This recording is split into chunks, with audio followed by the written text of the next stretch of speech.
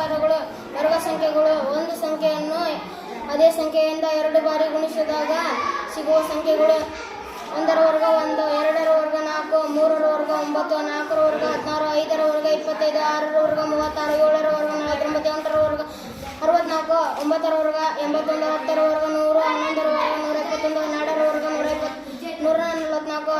ವರ್ಗ 144, 13 ರ ವರ್ಗ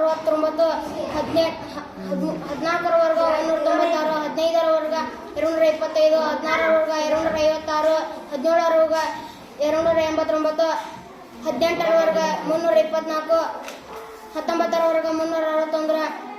20 ರ ವರ್ಗ 400, 21 ರ ವರ್ಗ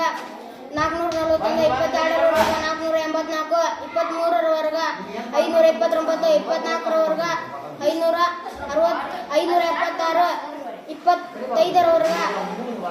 625. ಧನ್ಯವಾದಗಳು.